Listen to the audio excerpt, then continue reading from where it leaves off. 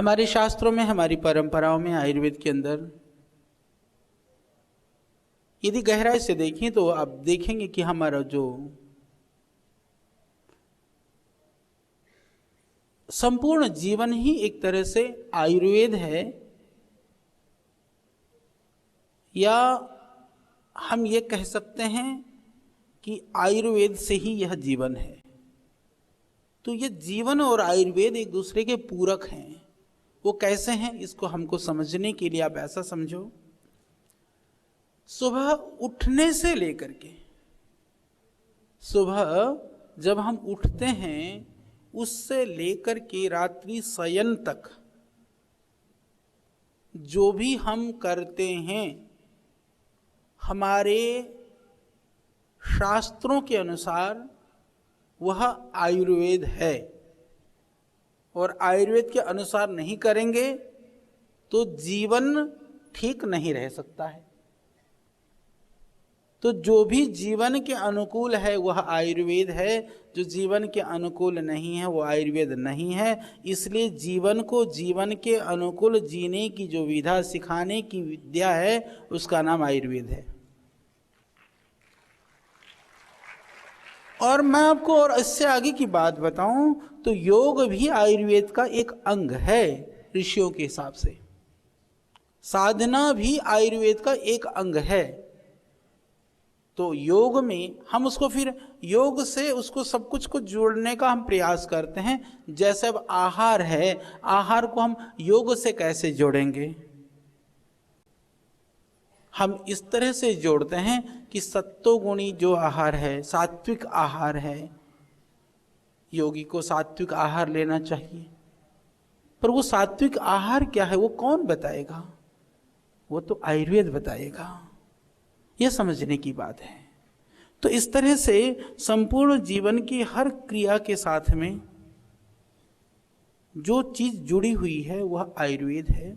और आयुर्वेद को हमारे ऋषियों ने मनुष्य मात्र के लिए ऐसा जोड़ दिया था, हमारे समाज में, हमारी परंपराओं में वो चीज पूरी जड़ से जुड़ी हुई है। जैसे पूरी धरती में, बहुत छोटी सी बात है, सब्जी में हल्दी डालने की परंपरा वह भारतीय परंपरा से जुड़े हुए लोगों में ही वह प्रचलित है। आप विदेशों में रहते हैं, उन लोगों की परंपरा में नहीं है हल्दी डालने की परंपरा, हमारे में है। क्यों? हमारे ऋषियों को पता था कि हल्दी के अंदर कुछ ऐसे तत्व होते हैं जो हमारे जीवन को ठीक रख सकते हैं, हमारे जीवन के लिए लाभकारी हो सकता है। तो उसको औषधि के रूप में अलग से टैबलेट और कैप्सूल नहीं बनाया गया खिलाने के लिए। उसको कहा कि आप प्रतिदिन हल्दी का सेवन करिए। और मैं थोड़ा सा आपको समझा दूं कि एक सब्जी के अंदर जब परिवार की लिए 3-4 लोगों के लिए सब्जी बनती है, मेरी माताओं को पता है, लगभग हमको आधी चम्मच से थोड़ी ज़्यादा हल्दी डालनी पड़ती है। भोजन मैंने पकाया है ना, इसलिए मुझको पता है। तो इतनी हल्दी डालनी पड़ती है। और आज मॉडर्न मेडिकल साइंस कहता है कि जो करक्यूमिन नाम का जो तत्व है वह हल्दी के अंदर प्रचुर मात्रा में पाया जाता है। वो एंटीऑक्सीडेंट होता है, एंटी कैंसर्स होता है, और जिनको कैंसर हो गया है उसको भी ठीक करने के लिए वो बहुत कारगर होता है। तो हमारे ऋषियों को पहले से पता था कि इतनी हल्दी। और दूसरी बात मैं हिसाब लगा रहा था, हम लोग सामान्यतया जब हल्दी को कहते हैं, जैसे किसी को सर्दी जुकाम हो जाए, किसी का गला खराब हो, किसी को कफ की परेशानी हो, तो हम क्या कहते हैं? हम ऐसा ही कहते हैं ना कि भाई तू हाँ दूध में हल्दी डाल करके ले ले। या कहीं चोट लग जाए, कहीं सूजन हो, कहीं दर्द हो, तो हम इन सारी चीज़ों के लिए कहते हैं कि दूध में हल्दी डाल के लेना। आपकी जानकारी के लिए बता दें, सबको पता है कि दूध में कैल्शियम होता है। दूध में कैल्शियम होता है। कैल्शियम से वो हड्डी मजबूत होती है। और एंटीऑक्सीडेंट ये हल्दी होने से, वो अभी आता है विविध तरह के बच्चों के पेय की बात होती है तो कहते हैं गेहूं के गुणों से भरपूर। अरे मैं कहता हूँ गेहूं के गुणों से भरपूर तो गेहूं खा लो ना फिर। और दूसरी बात क्या कहते हैं, बोला वो दूध का कैल्शियम वेस्ट नहीं जाता। अरे भाई दूध के कैल्शियम को इस पूरा लेना है तो हल्दी को डाल दो दूध में, उस सारे कैल्शियम भी आप शरीर में लगेगा और एंटीऑक्सीडेंट होने से बाकी बीमारियां भी ठीक हो जाएंगी। बाकी कुछ भी मिला करके दूध पीने की जरूरत नहीं है। तो ये हमारे ऋषियों को पता था। मैं बहुत छोटी सी बात से इसको शुरू कर रहा हूँ कि आप समझिए कि आयुर्वेद को हम कैसे समझें। क्योंकि जब बड़ी बड़ी महंगी महंगी दवाइयाँ, महंगे महंगे कैप्सूल्स और बिल्कुल चमचमाती हुए डिब्बियों में पैक होकर के आती हैं तो हमारे मन में वहम होता है कि कहीं हमारा पूरा स्वास्थ्य उन डिब्बों में ही तो नहीं छिपा हुआ है। वस्तुतः ऐसा नहीं है। क्योंकि कई लोग आते हैं कि पतला करने की दवाई दे दो जी, तो मैं कहता हूँ हालांकि हम बनाते हैं मेदो हरबटी, थोड़ा काम भी करती है, ऐसा नहीं कि काम नहीं करती हो, पर मैं कहता हूँ यदि पतले होने की दवाई होती तो किसी मेडिकल स्टोर में बैठने वाला आदमी तो पतला जरूर ना मिलता, एक भी मोटा ना मिलता और कोई डॉक्टर मोटा ना मिलता। क्योंकि डॉक्टर पेशेंट को लिखने से पहले अपने आप को लिख करके खाता और दवाई बेचने वाला दूसरों को देने से पहले अपने आप खा लेता। तो दो लोग तो मोटे नहीं दिखाई देते इस दुनिया में। तो ऐसा तो नहीं है, वो भी मोटे दिखाई देते हैं। इसका अर्थ ये हुआ कि मात्र औषधियाँ हमारे मोटापे का समाधान नहीं है। ऐसे ही विविध तरह की जो बीमारियां हैं उनका समाधान औषधि नहीं है। तो कितनी गहराई से हमारे ऋषियों को पता था कि हल्दी का सेवन प्रतिदिन करने से हम अपने शरीर की जो रोग प्रतिरोधक क्षमता है उसको ठीक रख सकते हैं, उसको बना करके रख सकते हैं। ये एक उदाहरण है। और पूरे हमारी कम से कम जो भारत की भूमि से जड़ों से जुड़ा हुआ हर व्यक्ति, या मैं कहूँ कि हर मेरी माँ और बहन इस बात को जानती है कि हल्दी वह लाभकारी है। यह आयुर्वेद है जो हमारे जीवन में उतर गया, परंतु आया कहाँ से था? वो ऋषियों से ही आया था। दूसरी बात, जो हल्दी की जो मैंने बताया जो एक्टिव कंपाउंड है, हालांकि उसके अंदर बहुत सारी चीज़ें, ऑयल भी है, दूसरे तत्व भी है, मिनरल्स भी हैं, दूसरी भी चीज़ें हैं, परंतु जिसको मॉडर्न मेडिकल साइंस बहुत इफेक्टिव मानता है, करकुमिन जिसकी मैं बात कर रहा था, उसके अंदर लगभग 4 से 4.5% उसकी मात्रा होती है करकुमिन की। और उसका जो डोज है आप देखेंगे कि एक आदमी को हम 1 चम्मच हल्दी देते हैं। 1 चम्मच हल्दी का मतलब 5 ग्राम हुआ। 5 ग्राम में यदि 4% करकुमिन मिला तो 20 mg हुआ। और मैं विचित्र बात बताना चाहता हूं कि जो एलोपैथिक के हिसाब से जो उसकी डोज दी जाती है वो लगभग 50 mg से लेकर के वह 200-250 mg तक देते हैं। इसका मतलब यह है कि हम जितनी स्वस्थ व्यक्ति के लिए जरूरत है उतनी की मात्रा का निर्धारण ऋषियों को पहले से पता था। ये एक बहुत बड़ी बात है, हमको यह समझना है। इसके अतिरिक्त अभी हम जड़ी बूटी के ऊपर बहुत काम कर रहे हैं, एक दिन और हम बात करेंगे इस विषय में। भारतवर्ष के अंदर या पूरी वैश्विक स्थिति पर यदि मैं बात करूं, दुनिया में जितनी भी तरह की चिकित्सा पद्धतियां हैं, उन चिकित्सा पद्धतियों में कई सारे द्रव्य ऐसे हैं जिनको समान रूप से सारी दुनिया प्रयोग करती है। उनमें से एक द्रव्य है अदरक, जिंजर जो है, सौंठ जिसको ड्राई जिंजर जो सूखने के बाद होती है, वह पूरी दुनिया प्रयोग करती है। पर मैं आपको बता दूं कि अदरक के संदर्भ में भारत के शास्त्रों में और जितने ग्रंथों में लिखा हुआ दुनिया में कहीं नहीं लिखा है। तो हमारे हम सबको पता है, छोटे से छोटे बच्चे को पता है कि सर्दी जुकाम हो तो अदरक कूट करके उसका रस निकाल करके और थोड़ा शहद मिला करके ले लो तो सर्दी जुकाम ठीक होता है। एक सामान्य प्रयोग है, पर सबको पता है कि आयुर्वेद है और बहुत इफेक्टिव है। जो एलोपैथिक जो टॉप लेवल की जो एंटीबायोटिक्स हैं, यदि वो काम ना करे तो आप क्या करना, अदरक को कूट करके लगभग 5 ग्राम अदरक को कूटेंगे तो लगभग आपको 2 ग्राम लगभग आपको रस मिलेगा, और उतना सा ले करके उसमें शहद मिला करके और आप चाट लीजिए दिन में 2-3 बार। आप देखिए कैसी भी खांसी और कफ की शिकायत है वो आपको ठीक हो जाएगा। भारतवर्ष में सबको पता है। और कुछ नहीं तो किसी को कफ हो रहा तो कहेंगे अदरक वाली चाय पी लो, उसको चाय में भी डाल करके। और मैंने देखा कि ये अदरक वाली चाय की परंपरा और ये मसाले वाली चाय की परंपरा भारतवर्ष में ज़्यादा प्रचलन में है, बाहर विदेशों में नहीं है। वो चाय को चाय की तरह ही पीते हैं, यहाँ तो चाय में भी अदरक डाल दिया जाता है, उससे उसके गुण की वृद्धि होती है। तो कितनी सामान्य सी बात है। और आप विचार करिए कि ऋषियों ने कितना गहन चिंतन किया होगा। मैं बहुत छोटी छोटी बातों से बता देना चाहता हूँ। अदरक को वह जोड़ों के दर्द के लिए भी काम करता है।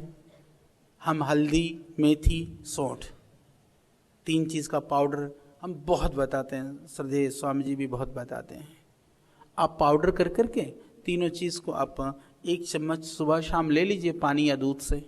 हल्दी, मेथी और सौंठ सामान्य सी चीज़ है, दुनिया में हर देश में हर जगह पर ये तीनों चीज़ें मिल जाती हैं। तो आपको जिनको अर्थराइटिस की शिकायत हो, जिनको कफ की शिकायत हो, थायराइड होने की संभावना हो या थायराइड की प्रारंभिक स्थिति हो, जिनको एक्सेस फैट हो, मोटापे के लिए भी ये काम करती है चीज़। इवन जिसको पेट में कॉन्स्टिपेशन और गैस बनती हो उसमें भी ये चीज़ काम करती है। तो एक द्रव्य, आयुर्वेद की एक विशेषता है, ये खासियत है कि हम एक द्रव्यों से बहुत तरह के जो रोग हैं हम उनको ठीक कर सकते हैं। ये बहुत बड़ी बात है और उसका कोई नुकसान भी नहीं है। कई बार लोग कह देते हैं कि आयुर्वेद से कई बार नुकसान होता है। मैं इतनी सी बात बताना चाहता हूँ। नुकसान के संदर्भ में आप इतना ही समझ लीजिए, जब से हमने भोजन लेना शुरू किया है तो भारत की परंपरा में जुड़े हुए या दुनिया के लोग जैसे हम रोटी खाते हैं या हम चावल खाते हैं, राइस खाते हैं, तो आप समझिए कि हम हर रोज़ खाते हैं। बचपन में भी खाते थे और जवानी में भी खाते हैं और जब तक यह प्राण है तब तक सेवन करते रहते हैं। परंतु वही चावल और वही रोटी कच्ची हो, अधपका हो, तो एक ही दिन में पेट दर्द भी होना शुरू हो जाता है। यानी जिसको खा करके पूरा जीवन हमको मिल रहा होता है उसको खाने से हम कभी कभी परेशान भी हो सकते हैं। इसका अर्थ यह हुआ है कि आयुर्वेद को यदि उचित मात्रा में ठीक से लिया जाए तो कभी कोई नुकसान नहीं होता है। नुकसान भी होगा तो वह पूरा हमारे सिस्टम को डैमेज नहीं करेगा, तत्काल कुछ थोड़ा सा उसका नुकसान का, जैसे कभी कोई दवाई ले ली दस्त वाली, ज़्यादा खा ली तो थोड़े ज़्यादा दस्त लग गए, दस्त रोकने के लिए थोड़ी ज़्यादा खा ली तो थोड़ा कब्ज हो गया। इस तरह के आंशिक दुष्प्रभाव हो सकता है, परंतु बाकी कोई दुष्प्रभाव आयुर्वेदिक औषधियों में कुछ द्रव्यों को छोड़ करके, कुछ विषैली वनौषधियाँ होती हैं, कुछ ऐसे तत्व होते हैं, उनको छोड़ करके सामान्य जीवन में जो औषधियाँ प्रयुक्त होती हैं उनका कोई भी नुकसान या नुकसानदायक प्रभाव नहीं होता है। हमको एक तो ये जानना चाहिए। तो मैं अदरक की बात सुना रहा था आपको। तो एक अदरक, एक हल्दी, हम बहुत सारे रोगों को उससे ही ठीक कर सकते हैं। तो कितना सरल और सुगम है। अच्छा ठीक, हमको हमारी एक मानसिकता और बन गई है। कभी कभी हम इतने जैसे डिपेंडेंट हो जाते हैं ना, पराश्रित हो जाते हैं। ठीक है, हमारी एक भयानक क्रिटिकल स्थिति हो गई तो हमको डॉक्टर के पास जाना चाहिए। जो अच्छे लोग हैं उनसे परामर्श लेनी चाहिए, समय रहते ही उचित चिकित्सा करा लेनी चाहिए, ये जरूरी है। परंतु हम उस स्थिति में ही क्यों पहुंचे? यदि हम थोड़ा सा प्रयास करें हम अपने आप को ठीक रख सकते हैं। यह सिर्फ और सिर्फ आयुर्वेद के द्वारा ही संभव है। दूसरी पैथियों में बीमार होने के बाद में चिकित्सा की प्रक्रिया दूसरी पद्धतियों में हो सकता है, परंतु आयुर्वेद कहता है स्वस्थस्य स्वास्थ्य रक्षणम आतुरस्य रोग प्रशमनम च, कि जो बीमार हो गया है उसको ठीक करना और जो बीमार नहीं हुआ है उसको बीमार नहीं होने देना, ये 2 काम आयुर्वेद करता है। तो दूसरे लोग कहते हैं कि तुम बीमार हो जाओ तो मेरे पास आओ। हम कहते हैं कि श्रद्धेय स्वामी जी कहते हैं कि बीमार ही मत पड़ो, ऐसा उपाय करो। तो ये बेसिक फर्क यह है। तो हमको भरपूर, और मैं तो इससे आगे की बात कहता हूं, देखो यदि हम बीमार होने के बाद में हमको दौड़ लगानी हमारी मजबूरी है, परंतु बीमार होने के बाद में हम जितने अपने आप को बेचैन और परेशान करते हैं उसका 10% भी यदि हम पहले ही लगा लेते तो हम 99% रोगों से बच सकते हैं। 99 मत मानो तो 90 तो मान ही लो। दुनिया के रिसर्चेज ये कहते हैं कि यदि लाइफ स्टाइल को चेंज किया जाए तो कैंसर जैसी बीमारियों से भी 80% बचाव किया जा सकता है। ये बहुत बड़ी बात है। क्या हम 80% जो कैंसर जैसी बीमारियां हैं, क्योंकि कैंसर और एड्स, विशेष करके कैंसर बीमारी को ही अभी दुनिया के जो भयानक, हालांकि कई तरह के वायरल डिजीज होते रहते हैं, अभी जैसे कोई स्वाइन फ्लू हो गया हिंदुस्तान में तो उसी को इतना भयानक कर करके दिखाया जाता है, या दूसरी बीमारियां हो गई। पर यदि देखा जाए तो अभी हृदय रोग, मधुमेह, डायबिटीज, इन सबको यदि उससे भी ज़्यादा देखें तो जो भयानक रूप से जो स्थिति है वो कैंसर की है। कैंसर के लिए हम मॉडर्न मेडिकल साइंस कहता है, वो मैं नहीं कहता हूँ, वो लोग कहते हैं कि 80% हम लाइफ स्टाइल को ठीक कर करके बच सकते हैं कैंसर से। तो आप समझिए कि कितना बड़ा लाभ और देश का, समाज का हो सकता है। तो लाइफ स्टाइल क्या है? तो लाइफ स्टाइल वही है जो योग और आयुर्वेद के द्वारा श्रद्धेय स्वामी जी बताते हैं। जो योग और आयुर्वेद के शास्त्रों के अंदर जो निर्दिष्ट है वही लाइफ स्टाइल है, वो सही जीवन पद्धति है। यदि उसको अपना लेते हैं तो हम ऐसी भयानक बीमारियों से भी बचाव कर सकते हैं। अदरक खाने मात्र से हम कफ से लेकर सर्दी से लेकर के कई बीमारियां ठीक कर सकते हैं। और मैं आपको कहूँ, भोजन से पहले उन अदरक के टुकड़ों को चबा करके खाएंगे, थोड़ी तीखी लगे तो रोटी के 1-2 टुकड़े ले लेना, साथ में उसको खा लेना। तो इससे भूख की वृद्धि होती है। यानी खाना खाने से पहले खाया हुआ अदरक भूख को बढ़ाता है। तो पहले अदरक लेने से भूख की वृद्धि होती है। भोजन के बीच में अदरक खा लें तो वायु नहीं बनती है, भोजन पचने में उससे सहयोग मिलता है। और यदि भोजन के बाद में अदरक खा लें तो खाया हुआ पच जाता है, जो हमने भोजन खाया वो हजम हो जाता है। कितनी बढ़िया चीज है। और आप कल्पना करिए कि कितना गहरा अनुसंधान है हमारे ऋषियों का। एक अदरक, और आप प्रयोग करके देखो, मैं सच बता रहा हूं, आप देखेंगे आपको बहुत फर्क मिलेगा। भोजन के साथ खा करके देखो अदरक को। हमारे ऋषियों ने तो पानी तक के गुणों को लिखा था। आज मॉडर्न मेडिकल साइंस में वो हम कहते हैं कि पानी के अंदर इतने मिनरल्स होनी चाहिए, पानी के अंदर ये चीज़ें नहीं होनी चाहिए, पानी के अंदर ये नहीं होना चाहिए। वो उसके अंदर एक्टिव कंपोनेंट्स को चेक करते हैं। हमारे ऋषियों ने तो सामान्य रूप से जो पानी है उसके गुणों को भी बताया था। और इसका प्रयोग करके आप देख सकते हैं। सुबह उठ करके आप गर्म पानी पिएंगे, यदि तेज गर्म पानी पिएंगे तो आपके शरीर का जो कफ है उसका समन हो जाएगा। आप जो गर्म पानी को चाय की तरह पी लो सुबह उठ करके, आप देखेंगे जितना भी कफ है, रेसा है, बलगम है, वह खत्म हो जाएगा। और थोड़ा सा कम गर्म, यानी चाय के से भी थोड़ा कम पीने लायक पिएंगे, एक तो होगा तेज गर्म, एक होगा मध्यम गर्म, तो फिर मोटापा भी कम हो जाएगा। यानी वायु और कफ का समन। जो तेज गर्म है वो कफ का समन करेगा, थोड़ा सा कम गर्म है उससे तेज से थोड़ा सा कम का वो आपके वायु का समन करेगा। यानी कि हमको कफ समन करना है तो गर्म पानी पीना है, मोटापा दूर करना है तो हमको गर्म पानी पीना है। तो गर्म पानी पीने से अर्थराइटिस भी ठीक होता है, गर्म पानी पीने से पेट भी साफ होता है। ये सारे लक्षण आयुर्वेद में लिखे हुए हैं। तो ये तेज गर्म और गुनगुना गर्म हो गया। फिर तीसरा, ठंडा पानी पीने से कफ बढ़ता है और एसिड कम होता है। जिनको बहुत एसिडिटी बनती हो, पित्त की समस्या हो, उनको ठंडा पानी पीना चाहिए। तो एक ही पानी है, उसमें कुछ मिलाया नहीं गया है। कुछ उसमें से निकाला नहीं गया है। सिर्फ गर्म पीने से, कम गर्म पीने से, ठंडा पीने से वह शरीर में अलग अलग प्रभाव करता है। तो इतना गहरा है अनुसंधान, और करके देखो।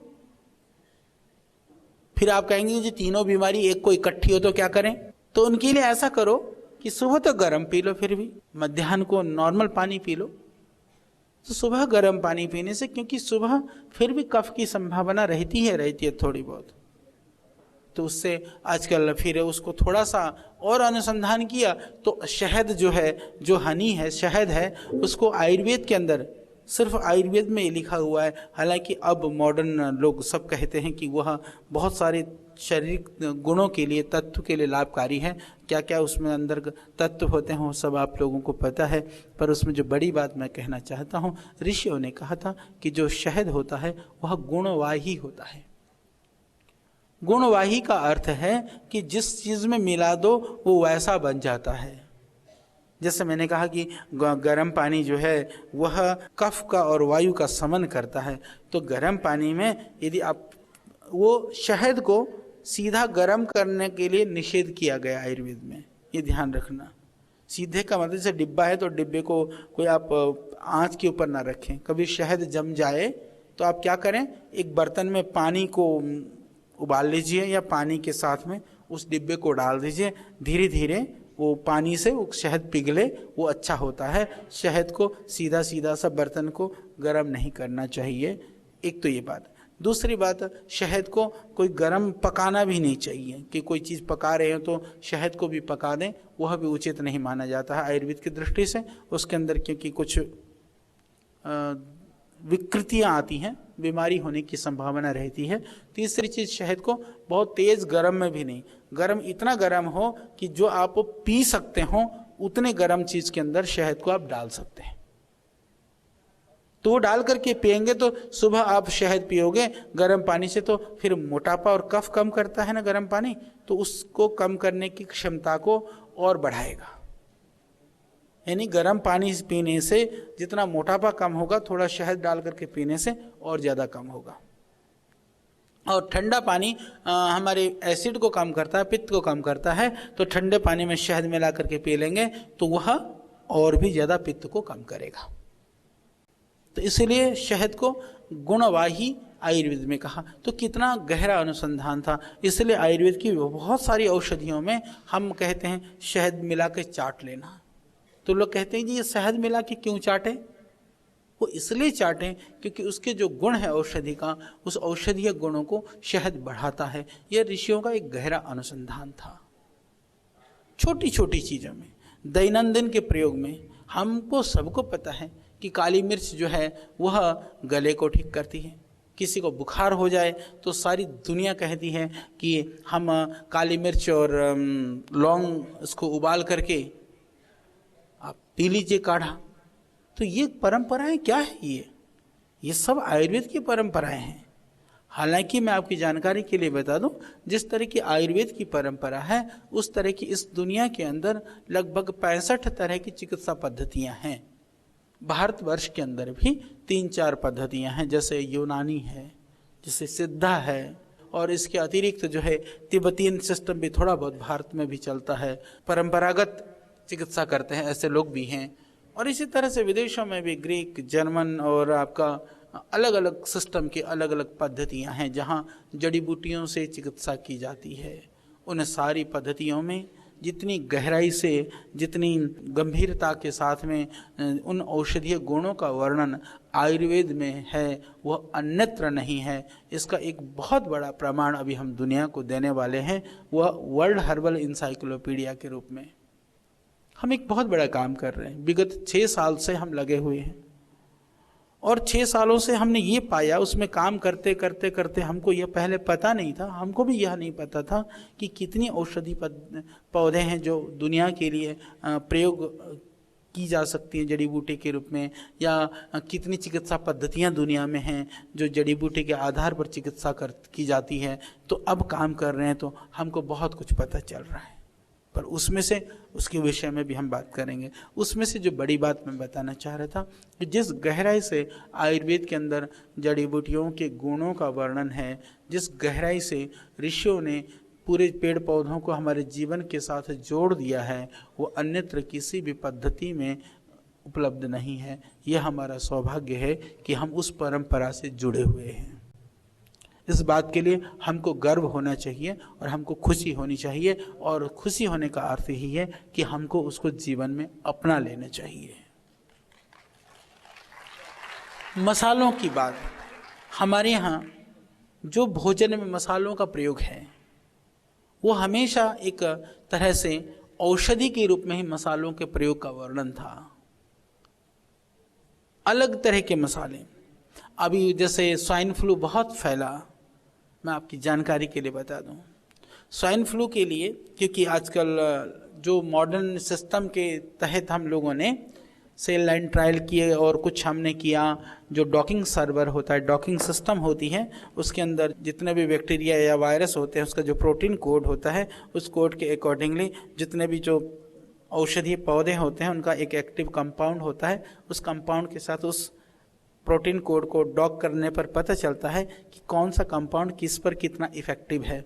हम लोगों ने स्वाइन फ्लू के लिए वह काम किया। स्वाइन फ्लू के ऊपर करने के बाद में मैंने पाया, मैं आपकी जानकारी के लिए बताना चाहता हूँ, हमने देखा कि दालचीनी जो है वो 100% स्वाइन फ्लू के लिए कारगर है। हमने देखा गिलोय जो गुड़ूची जिसको बोलते हैं वह करीबन 80% कारगर है। हमने पाया तुलसी लगभग 70-80% कारगर है। हमने पाया नीम 70-80% कारगर है। हमने पाया कि लौंग 100% कारगर है। तो ये एक अद्भुत हमारे लिए एक अनुभव था। फिर हमने उसी प्रयोग को पूरी दुनिया को बताया और देश के लाखों लोगों ने सेवन किया कि जो है नीम की छाल 100 ग्राम, दालचीनी 100 ग्राम और उसमें तुलसी 50 ग्राम, गिलोय 100 ग्राम, दालचीनी और तुलसी 50-50 ग्राम और लौंग 25 ग्राम, ये 5 चीज़ों को मिला करके हमने काढ़ा बना करके पीने के लिए सब लोगों को कहा। वो बहुत कारगर है। हमने देखा आयुर्वेद में, जैसे हम जो गिलोय जिसको बोलते हैं उसको अमृता भी कहा जाता है।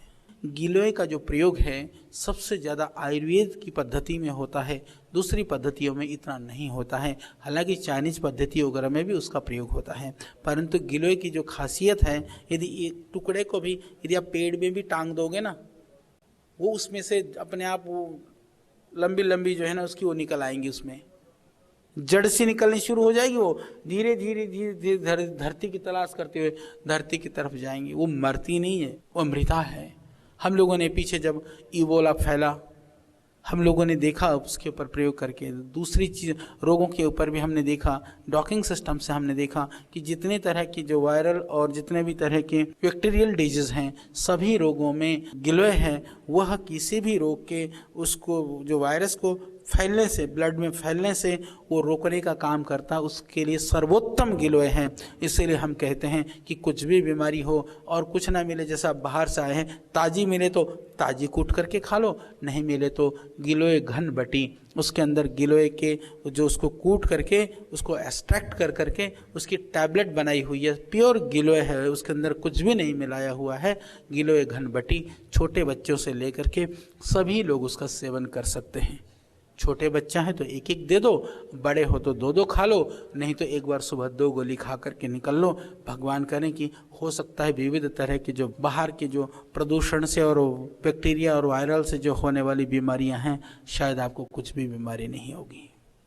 तो इतनी अद्भुत है, इसीलिए हमारे ऋषियों ने उसको अमृता कहा।